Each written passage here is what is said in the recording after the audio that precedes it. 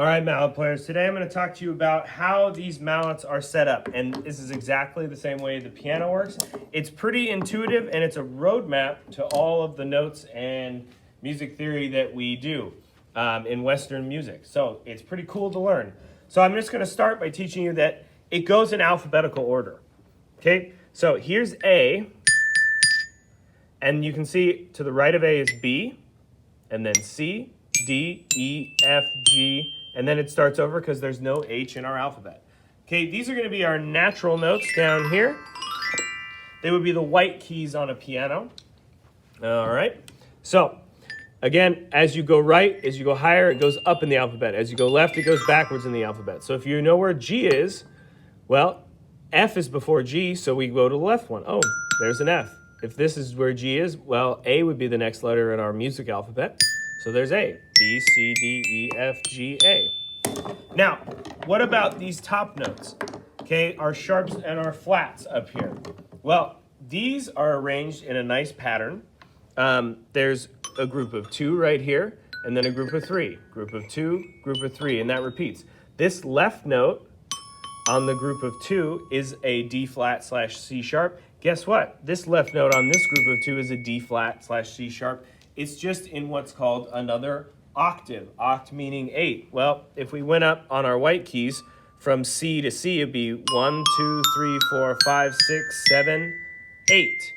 So the 8th note in our alphabet is the same note, an octave up. Okay? So this would be the lower octave of this bell set, and this would be the upper octave of this bell set. Okay?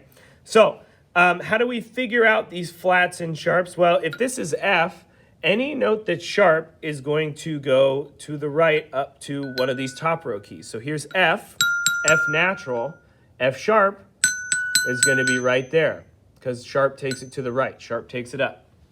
A flat takes it to the left. So if this is G, this going to the left up onto the top row would be a G flat. Now you'll notice these are the same note, G flat and F sharp. And that is technically correct. They sound the same, but we call them different things in different contexts that you'll learn about. And they're called enharmonic notes when they sound the same, but they're called different things. You don't need to know that quite yet. But here's A, okay? So if I were to get an A flat, I would go to the left up to the top row. If I have an A natural here and I want an A sharp, I would go to the right. Okay, so here's A natural, here's A flat, here's A natural, here's A sharp. And let's do one more with D. Here's D, natural, D flat is to the left one, D natural, D sharp would be to the right one, up to the top row.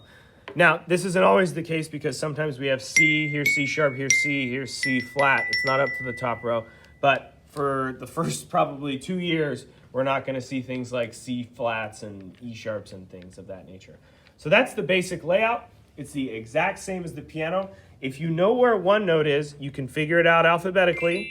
And then since you know the natural notes, you know exactly where the flat notes are. Okay? The one thing to be aware of is between B and C, there is no top note, sharp or flat. And between E and F, there isn't one. So E and F and B and C. All right, other than that, it should be pretty straightforward. And that's how the mallets work.